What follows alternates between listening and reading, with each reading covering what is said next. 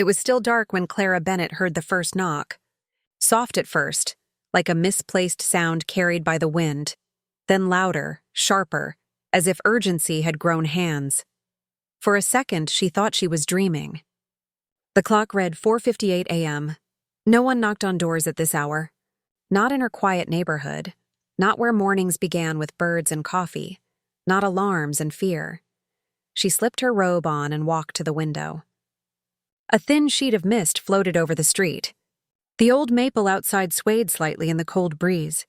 Then another knock came, steady, deliberate. When she opened the door, her neighbor, Mr. Lawson, stood there, still in his slippers, his eyes wide and wet like someone who'd seen something he couldn't unsee. "Mr. Lawson?" she whispered. "Is everything all right?" He shook his head, his breath coming out in clouds. "Please, don't go to work today," Clara blinked. "What?" He leaned in, voice trembling but certain. "Just trust me. Don't ask questions. Don't go anywhere near the city. Stay home." For a moment, neither of them spoke. The wind carried a distant hum. Maybe a truck. Maybe the world still turning like it didn't care. But in that silence, something about the man's eyes unsettled her. They weren't fearful, they were protective. She wanted to ask 100 things, but before she could, he stepped back, his gaze darting toward the horizon, toward the faint glow of morning that had just begun to bleed into the sky. "You'll understand by noon," he murmured. Then he turned and walked away, swallowed by the mist. Clara stood there long after he'd disappeared, the door still open, the cold air brushing against her skin. "Understand what?" she whispered. The neighborhood was still. The air felt heavy, like the world was holding its breath. She closed the door slowly, locked it, and leaned against the frame. Her heartbeat echoed in her ears. Not fear exactly, but a strange kind of alertness. She brewed herself some coffee, hoping warmth would chase away the unease. The smell of roasted beans filled the kitchen, mingling with the early light that now stretched across her tiled floor. She checked her phone. No missed calls, no alerts. The world was ordinary. Boring even. She tried to shake it off. Mr. Lawson had always been a little eccentric, kind but strange. Retired engineer, lived alone, no family except an old Labrador that passed away last winter. He'd helped her once with her garden fence, fixed her porch light without being asked. They weren't friends exactly, but there was a familiarity between them. Two quiet souls who didn't need much from the world. Still, something about his face tonight, that raw fear, that broken urgency, wouldn't leave her mind. "Don't go to work today." The words played again and again, like a broken record scratching at the edges of her calm. By 6:30, the sun had climbed higher. Light painted her walls golden, and the world outside looked too normal for fear to make sense. Her rational mind kicked in. Maybe he'd been drinking. Maybe he had a panic episode, but the doubt still clung. She poured her coffee into a thermos, grabbed her purse, and stared at the car keys on the counter. "What am I doing?" she muttered. She picked up the phone to call him, then stopped. If he was asleep, she'd feel ridiculous. If he wasn't, she'd probably sound like she was humoring him. Instead, she texted, "Morning, Mr. Lawson. I'm fine. Are you okay?" No reply. She stared at the message a moment too long, then sighed, slipping the phone into her pocket. Her office was 30 minutes away. She'd driven that road for 12 years without missing a day. Not for storms, not for sickness, not even after her husband's funeral. Work was her structure, her safety net. And yet today, something inside whispered stay. At 7:45, she put her hand on the doorknob and froze. The faintest sound reached her ears. Footsteps outside. She peered through the curtain.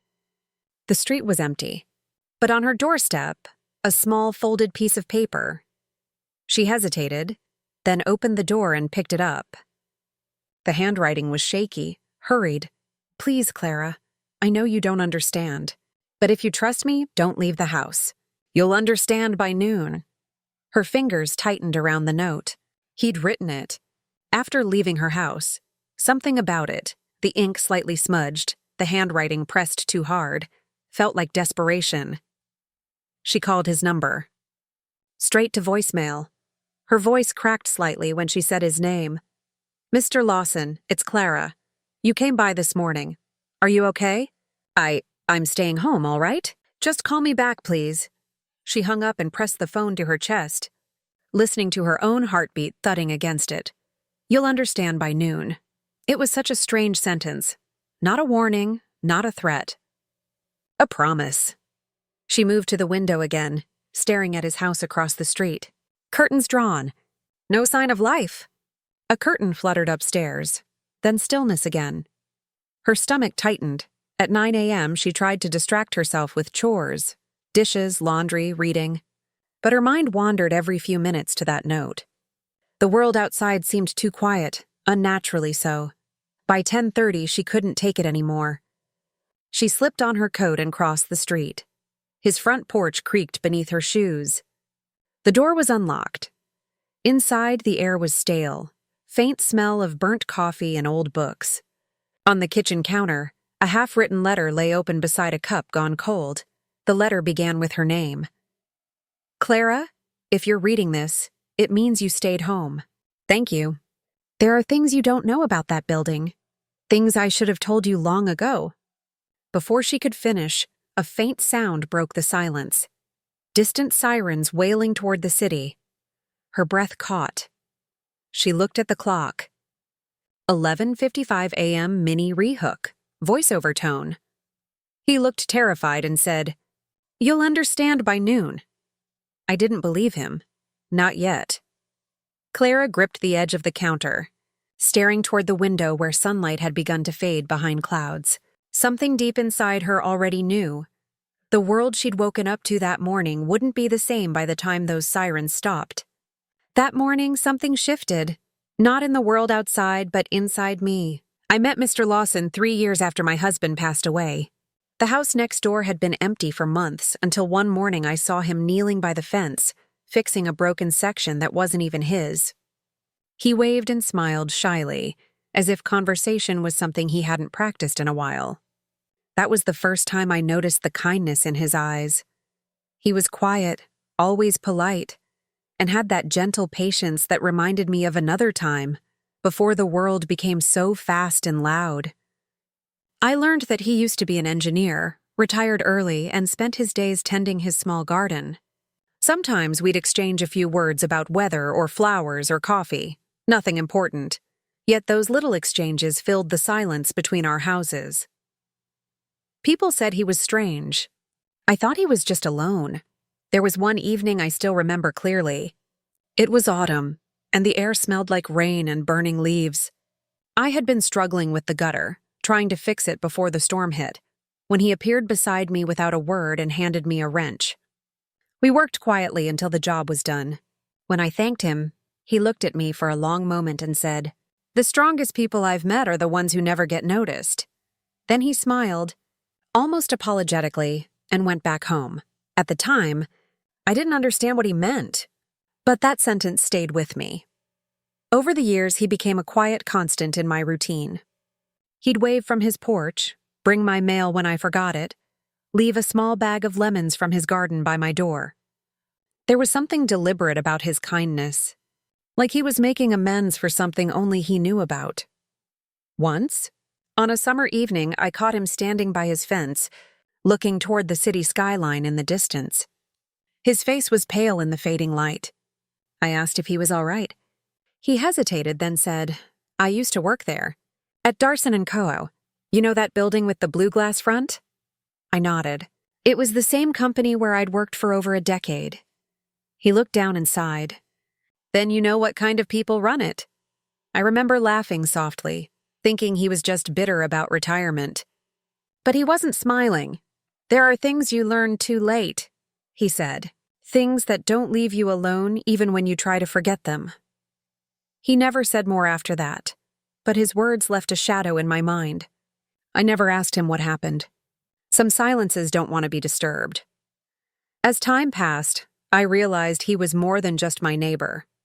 He was the one who'd quietly check on me during winter storms, who noticed when my car battery died and fixed it before I even woke up, who left a note by my doorstep every Christmas, simple words written in careful ink. You made it through another year. Proud of you.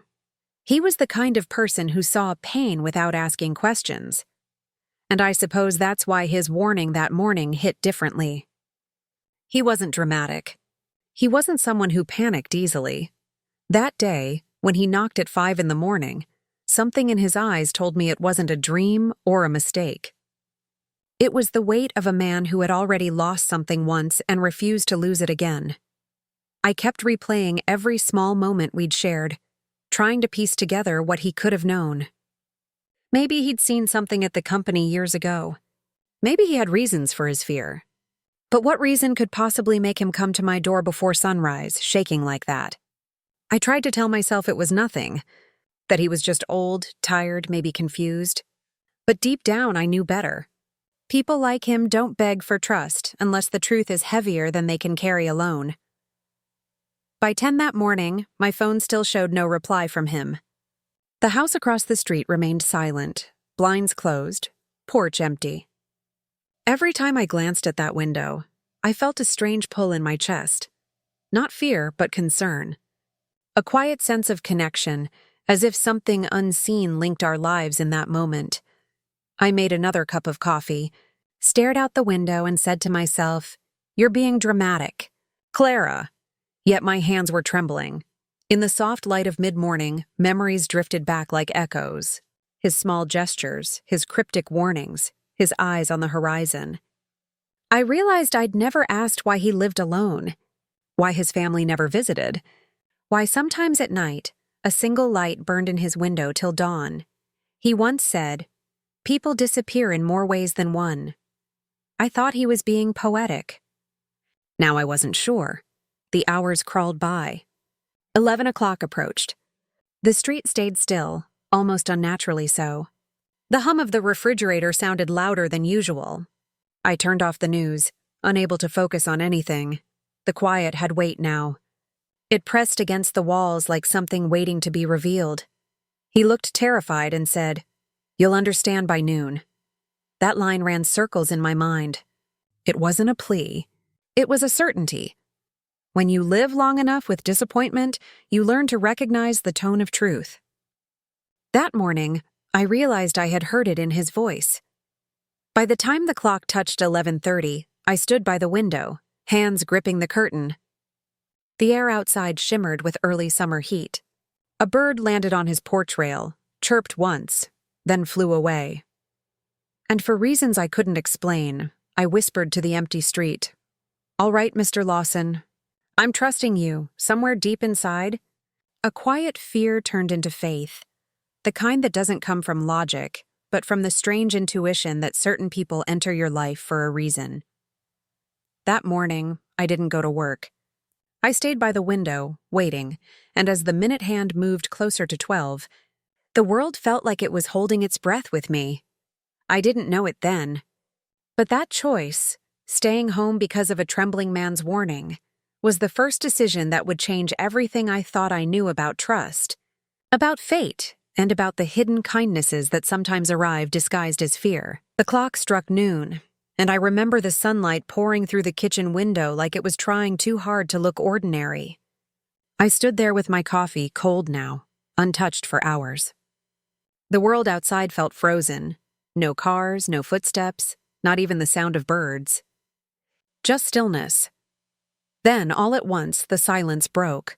A low, distant boom rolled through the air, not sharp like thunder, but heavy, echoing. My cup slipped from my hand and shattered against the floor. For a long second, I couldn't breathe. My first thought wasn't fear. It was disbelief. Because the sound had come from the direction of the city, the same direction where my office stood. I stumbled to the window, heart hammering. A faint plume of smoke was rising in the distance, curling upward like a gray scar across the perfect blue sky. I grabbed my phone, trembling fingers dialing the news. Every channel said the same thing. A structural explosion downtown at Darson and Cumberware offices evacuated, multiple injuries reported. My workplace. The same floor I was supposed to be on that morning. The air around me seemed to vanish. I could hear my heartbeat in my ears, each thud louder than the last. I sank to the floor beside the broken cup, the sound of the newscaster blurring into white noise. That was when I noticed the envelope. It was lying under the front door, just slightly pushed in. No postage, no name. My hands shook as I reached for it. Inside was a single sheet of paper, folded once, with handwriting I recognized immediately. Clara, by the time you read this, you'll know why I came to your door. Don't look for me. Some truths die quietly. Be grateful for that. Signed, J. Lawson. My breath caught in my throat. I read it again, hoping I'd misunderstood. But it was clear. Mr. Lawson had known something was going to happen. Maybe he hadn't been afraid for himself. Maybe he'd been afraid for me. I tried calling him. No answer. I tried again, over and over, but the line stayed dead. I ran to the window. His blinds were still closed. His car, gone. The panic settled into a deep ache in my stomach. Every detail from the morning replayed in fragments. His trembling hands, the urgency in his eyes, the quiet plea in his voice. Just trust me. He must have known. But how? The news kept updating. Gas leak, electrical fault, conflicting reports. My mind wouldn't stop racing. I switched off the TV and sat in silence, staring at the letter. Hours passed like smoke. The day felt both endless and fleeting. I wanted to run, to find him, to demand answers. But something in me whispered not to. His words weren't a suggestion. They were a warning. At 3 p.m, my phone buzzed again, a message from an unknown number. Stay quiet. He did the right thing, I froze. My hands went cold. No name, no context, nothing else. That was the moment I realized whatever had happened wasn't random. It wasn't an accident. Mr. Lawson had been part of something, maybe a witness, maybe more. And I had just been protected by someone who had already sacrificed everything to keep one promise. When the sun began to set, the street filled with orange light, almost too peaceful for what I knew now. I stood by the fence where he once fixed that broken section. I touched the wood, still rough from his repairs, and whispered, "Why me?" The wind moved through the trees but gave no answer. I didn't go to the police. I didn't tell anyone about the letter or the message. Maybe I was afraid of what I'd uncover. Or maybe deep down I believed him, that some truths needed to die quietly. That night, when I finally sat down, exhaustion washing over me, I found another note, one I didn't remember seeing before. It was tucked inside the garden gate, written on the back of an old photograph. The picture showed a group of engineers standing in front of a building site, Darson and Co., years younger, under construction. And there he was, a younger Mr. Lawson, smiling faintly. On the back, in his handwriting, it said, "We build walls to protect others, but sometimes those walls hide what should never have existed." My throat tightened. The pieces were falling into place. Whatever happened at that company, he'd been part of it. And it haunted him long after retirement. Maybe he'd been trying to expose something. Maybe he couldn't. And when danger came too close again, he made sure someone innocent wouldn't pay the price. Me. I didn't sleep that night. Every sound, every shadow outside the window made my heart race. But beneath the fear was something else. Gratitude, quiet and heavy. Because if I'd gone to work that morning, I wouldn't have come home at all. By midnight, I sat by the window with the letter in my lap, the city lights flickering in the distance. I whispered into the darkness, "I trusted you, Mr. Lawson." I did. And for the first time since the explosion, I allowed myself to cry. Not from fear, but from the strange ache of surviving because someone else decided I should. That night, I understood the truth behind his eyes, the sorrow, the guilt, the calm urgency. He wasn't warning me out of fear. He was asking for forgiveness. When the morning light returned, the world looked the same. But I wasn't. Some people save your life once. Others do it quietly, without expecting you to ever find out why. He had said, "You'll understand by noon," and I did. The days after the explosion moved strangely, not like time passing, but like a wound healing unevenly.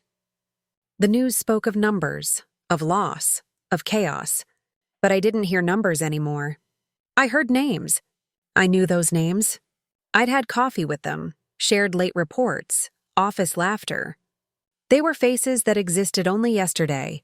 Every morning, I found myself staring at the clock, always at noon. The same hour everything had changed. Sometimes I wondered, if he hadn't knocked that morning, would my name have been on that list? The house felt too quiet, too safe. Safe enough to make me feel guilty for being alive. One afternoon, I walked to his house next door. The blinds were still drawn, the porch covered in leaves. I knocked gently, though I already knew there'd be no answer. The stillness was different now, heavier, as if the air itself was keeping secrets. I peeked through the mail slot, stacks of unopened envelopes, newspapers turning yellow at the edges. He hadn't been back, or maybe he was never coming back. That night, I sat on the couch with the letter again. My hands traced the ink as though touching the handwriting might make him appear. I thought about his last words. Be grateful for that. Grateful for what? For being alive? For being ignorant? The word trust kept echoing in my mind. He had trusted me not to go to work, and I had trusted him without question. That trust had saved my life. But now, it was a chain I couldn't take off. In the quiet, I began hearing small things, the creak of the floorboards, the hum of the refrigerator, the faint tick of the clock. Ordinary sounds, yet they felt amplified, like my house was trying to remind me I was still here.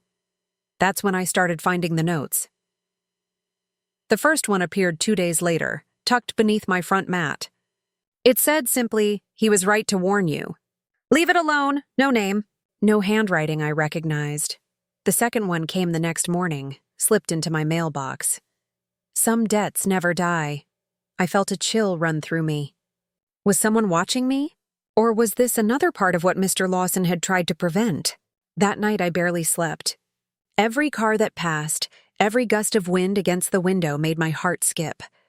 I sat in the dark living room, watching the curtains move. But fear, when it lingers too long, becomes something else. It becomes resolve. By the 5th day, I stopped being afraid. I began to understand what he had meant by truths that die quietly.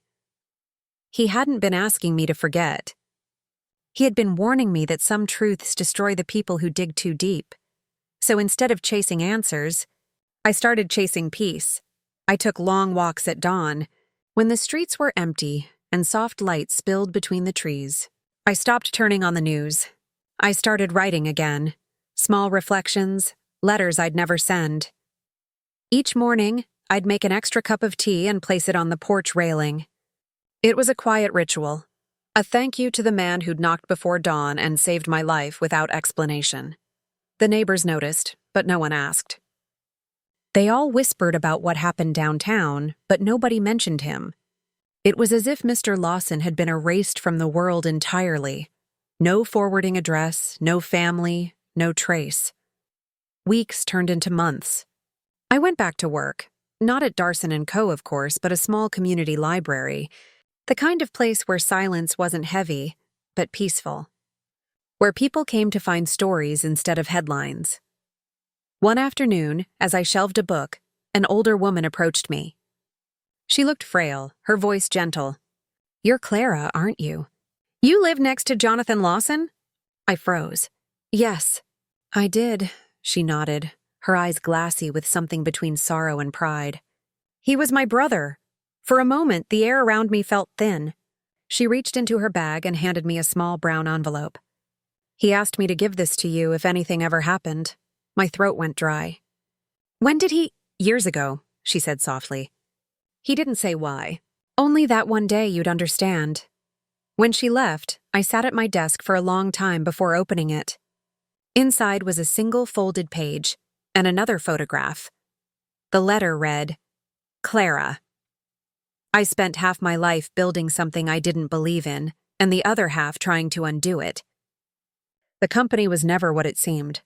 I kept quiet, thinking silence could protect people. It couldn't. I thought I was too late, until I met you. You reminded me what honesty looked like. The kind that doesn't shout, but stands still in the storm. I couldn't save myself, but I could save you. I pressed my hand over my mouth, tears slipping through my fingers. The photograph was of the two buildings, the old site and the new one that had collapsed. Written on the back were 3 words: "Now it's clean." For the first time, I felt the full weight of what he'd carried: guilt, regret, and finally, redemption. He hadn't run away from what he'd done. He had walked into the fire to make sure no one else was burned.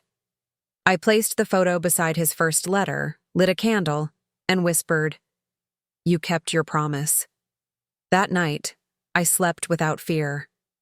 The echo of silence in my house no longer haunted me. It comforted me. It was his peace finally reaching mine. When the world goes quiet, it's not always loss. Sometimes it's gratitude in disguise. By the time spring came, the flowers outside my window bloomed again, and I realized not all miracles arrive loudly. Some just knock once before dawn. Clara sat at her kitchen table, the same place where the morning had once begun with a knock that changed everything.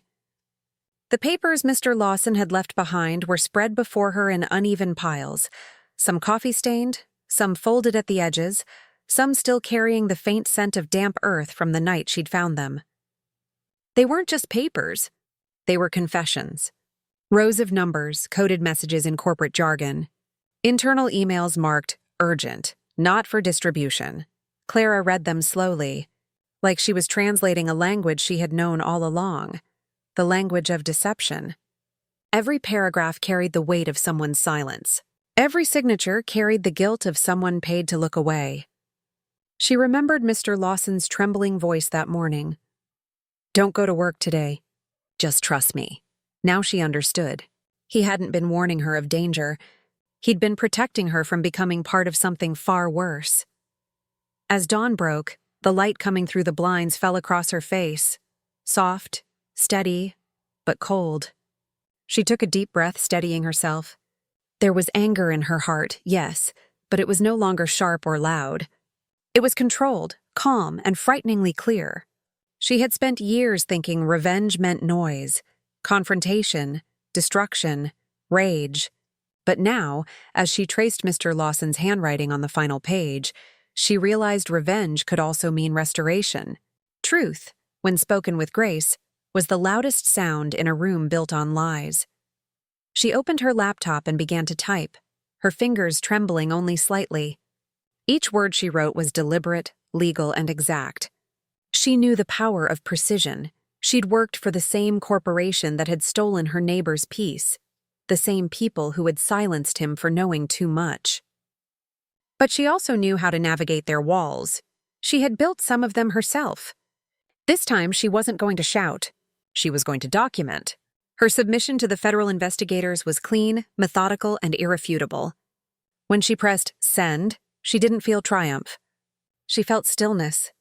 The kind that follows a storm, not before it. For weeks there was nothing. The world continued as if nothing had shifted. The mail arrived, the radio played, the street light outside flickered through the fog. Clara went on with her life quietly, tending to her small garden, making tea at dawn and keeping to herself. But she knew the silence before a reckoning had its own sound, a hum beneath ordinary life. Then one morning her phone rang. The voice on the other end was composed but brisk, a journalist from the city, confirming details from the documents she had sent. Within days, her quiet act of truth had grown wings. News outlets picked up the story, calling it one of the largest whistleblower exposures in the last decade. Her name wasn't mentioned at first, just an anonymous source. That anonymity was her armor. She watched from her living room as executives gave forced interviews, their eyes darting, their words polished but empty. Mr. Lawson's name appeared briefly in one article. A late employee whose safety concerns were ignored. Clara whispered his name softly that night, looking out the window toward his now dark house. They silenced him once, she murmured, But through me, he spoke again. Soon after, an investigator arrived at her door. This time, the knock wasn't one of fear. It was one of acknowledgement. Clara invited them in, calm and ready. The truth was no longer something she feared carrying. It had become her strength. They asked questions. She answered with precision and grace. No bitterness, no vengeance, just facts. When they left, one of them turned to her and said softly, "You did the right thing." Clara nodded but said nothing. She didn't need validation. She already had peace. Weeks later, the headlines shifted again. This time, they carried her story. The public called her the whistleblower's voice. She wasn't the hero or the victim. She was simply the bridge between silence and justice. People sent her letters, some grateful, some curious, some confessing their own secrets. For the first time in years, Clara felt something she hadn't dared to hope for. Purpose. Her life didn't transform overnight. The same kettle still whistled on her stove. The same clock still ticked gently against the wall. But inside her, something fundamental had changed. The weight that had once bent her shoulders was gone. In its place was quiet strength, a kind that no applause could match. One afternoon, as spring crept into the valley, she visited the small bench across from Mr. Lawson's home. The garden he had tended was beginning to bloom again. She sat there for a long while, listening to the wind move through the trees. A group of children passed by, laughing, unaware of the history that had unfolded behind those closed doors. Clara smiled faintly. That was the beauty of truth. It didn't demand to be seen. It simply needed to exist. She thought about the company, the leaders who had treated honesty like a threat, and she felt no hatred anymore. Justice had taken care of that part. What remained was gratitude. Gratitude for a man who had knocked on her door before dawn and asked her to trust him, and gratitude for the courage she had found when she finally did. That night, she lit a single candle by her window, for him, for herself, and for everyone who had ever been told to stay silent. The flame flickered once, then steadied, glowing softly against the glass. She whispered to the quiet house. Revenge didn't mean destruction. It meant truth finally being seen. By the time spring fully arrived, the town had moved on, but Clara hadn't gone back to who she was. She walked through her days lighter, more deliberate. Neighbors greeted her with warmth. Some even stopped to thank her. But the real change wasn't in how they saw her.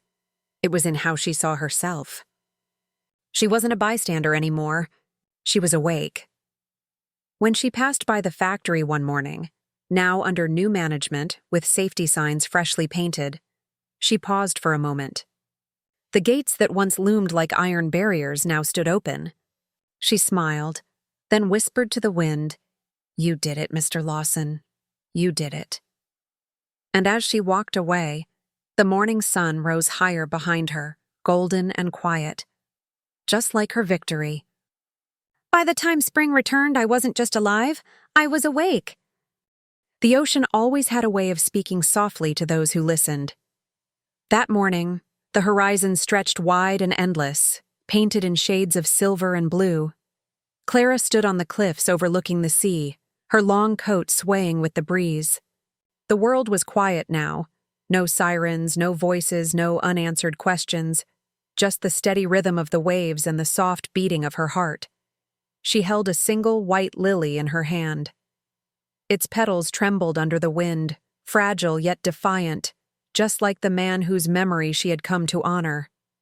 She took a slow breath, letting the salt air fill her lungs, and then looked down at the small plaque embedded in the earth. In memory of Samuel Lawson, a man who tried to save the world in silence. Clara smiled faintly. "You were never meant to be a hero, were you?" she whispered. "You just wanted to do the right thing." Her voice cracked slightly, the words carried off by the sea breeze. It had been 6 months since that day. The day everything changed. The explosion at the plant, the investigations, the headlines that spread across the country. Whistleblower engineer found dead. Local woman continues his fight. At first, she had wanted to disappear. Fame had never been her dream, nor had justice been her obsession. But when she found his files, the emails, the documents, the truth he had risked everything to protect, something inside her shifted. He hadn't died for nothing. She remembered sitting on her living room floor that night, surrounded by the papers he had hidden under the floorboards of his old house. Her trembling fingers traced his handwriting, the neat, meticulous notes outlining years of corruption and cover-ups. He had documented everything: the malfunctions, the ignored safety warnings, the internal memos about silencing employees who spoke up. Every line told the story of a man who believed truth mattered more than comfort. And as Clara read, she realized his warning that morning hadn't been fear. It had been love in its purest, quietest form. He had knocked on her door not to save himself, but to save her. She had spent months working with investigators, reporters, and advocates, not for revenge, but for justice. She never raised her voice in anger, never sought attention. She simply presented the truth, calmly and completely, just as he would have done. When the company finally fell, and those responsible were held accountable, she didn't celebrate. She sat by her window that night, staring at the stars, and whispered a thank you. It was never about winning. It was about peace. Now, standing by his grave, she thought about the strange way life unfolded, how one small act of courage could ripple through time, touching hearts long after the person was gone.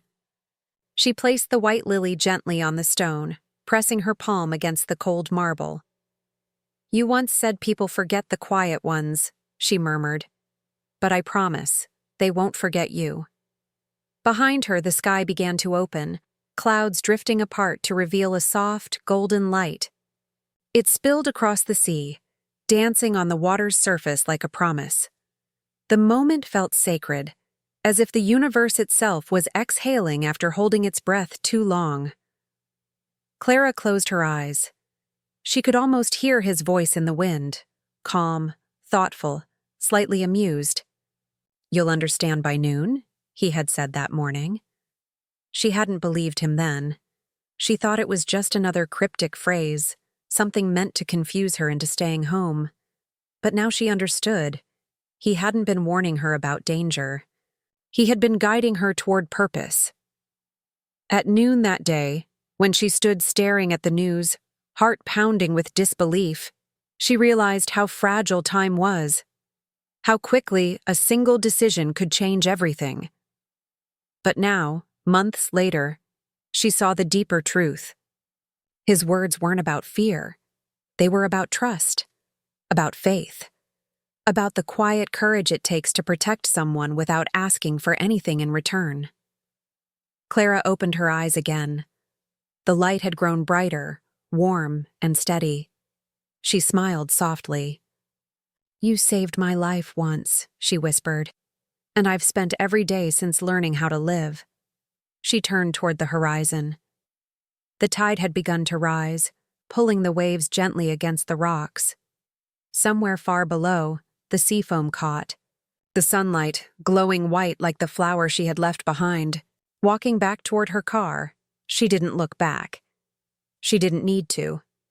She carried him with her, in every quiet decision, every patient smile, every act of grace that reminded her of who she had become because of him. As she reached the top of the hill, she paused one last time. The ocean stretched endlessly before her, shimmering beneath the sun. The air was cool, but not cold. Peaceful, but alive. Her voice was barely a whisper when she spoke again. "You looked terrified that morning, and you said I'd understand by noon. You were right, I finally did." The wind carried her words out to sea. Somewhere, in that vast expanse of blue, she imagined him smiling, not the weary, cautious smile of a man burdened by secrets, but one of quiet relief. Clara walked away, with steady steps, her shadow stretching long across the grass. She no longer felt haunted by what had happened. The past had become her strength, and the pain had become her peace. and as the waves broke gently below, the world seemed to whisper its own farewell, soft, endless, forgiving. He had saved her life once, and she had finally learned what that life was meant for. If this story touched your heart, share it with someone who's ever been protected in silence. Because sometimes, the quietest warnings come from the kindest souls.